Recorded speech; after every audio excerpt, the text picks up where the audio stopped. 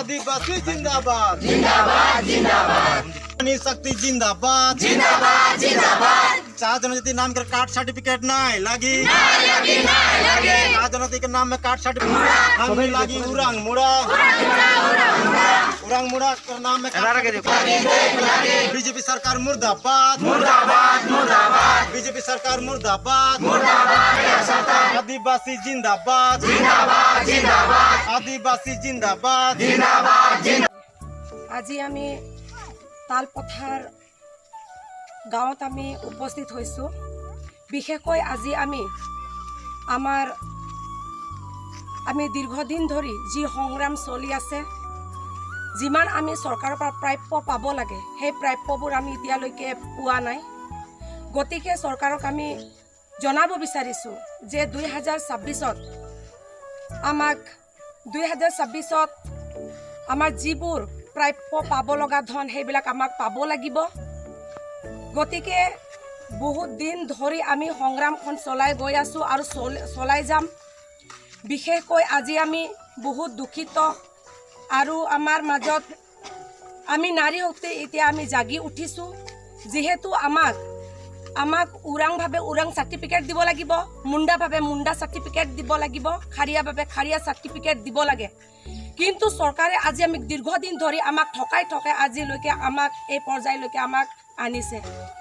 গতিকে আমি চৰকাৰক ক'ব খুজিছোঁ, আমি 2026ত আমাক মুণ্ডাভাৱে আমাক চাৰ্টিফিকেট দিব লাগিব, খাৰিয়াভাৱে আমাক চাৰ্টিফিকেট দিব লাগিব। অন্যথা যদি চৰকাৰে আমাক নিদিয়ে তেতিয়াহ'লে এই সংগ্ৰাম আমি যেতিয়ালৈকে জীয়াই থাকিম তেতিয়ালৈকে আমি চলাই থাকিম। গতিকে আজি আমি অতি দুখিত আছোঁ। বিশেষকৈ আজি চৰকাৰে যিবিলাক আমাৰ গাঁও অঞ্চলত আমাৰ স্কুল আছে, সেইবিলাক স্কুলতো আজি আমি দেখিবলৈ পোৱা গৈছে আমাৰ ল'ৰা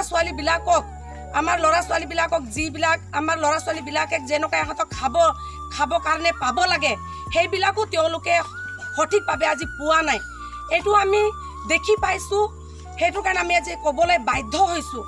গতিকে চৰকাৰক আমি হুকিয়াই দিব বিচাৰিছোঁ যে আমি জানি শক্তি হৈ পেলাই আৰু আশা হৈ পেলাই আমি চৰকাৰক দাবী জনাইছোঁ যে আমাক 2026ৰ আগতে চৰকাৰে আমাক যাতে আমাৰ দাবীবোৰ পূৰ্ণ কৰে যেন।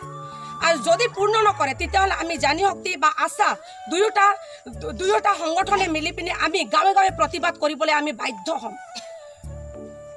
বিশেষকৈ আমাৰ অসম চৰকাৰক ক'বলগীয়া একো নাই, কিন্তু ক'বলৈ বাধ্য হৈছোঁ যে আজি যিটো পৰিস্থিতিত আমাৰ অসম চৰকাৰে আমাৰ আদিবাসী জনগোষ্ঠীটোক যিটো গতিলৈ ঠেলি গতিয়াই নি আছে তাৰ বিষয়ে আমি আজি সদূৰ গাঁৱৰ ভিতৰত আমাৰ য'ত আদিবাসী পপুলেশ্যন, আমাৰ আদিবাসী সমাজ ওৰাং মুৰা খাৰিয়াসকল যিটো জেগাত বসবাস কৰি আছে সেইবিলাক জেগাত আমি প্ৰতিবাদ কাৰ্যসূচী হাতত লৈছোঁ আৰু অনাগত দিনতো অব্যাহত এই কাৰ্যসূচী হাতত লৈ চলাই থাকিম বুলি আজি আমি সিদ্ধান্ত লৈছোঁ। যিহেতু আমাক চৰকাৰে যিটো খেলি মেলি সদায় ঠগ প্ৰবঞ্চনা কৰি আছে, আমাৰ জাতিগতক লৈ কিনে হেতালি খেলি আছে, আমাৰ জনজাতিকৰণক লৈ কিনে হেতালি খেলি আছে, সেই সম্পৰ্কে আমি অসম চৰকাৰক ক'বলৈ বাধ্য হৈছোঁ যে জাতিৰ কোনো প্ৰাক্তন নাথাকে, যে আমাক যে প্ৰাক্তন জনগোষ্ঠী কৰি থৈছে, আমাক যে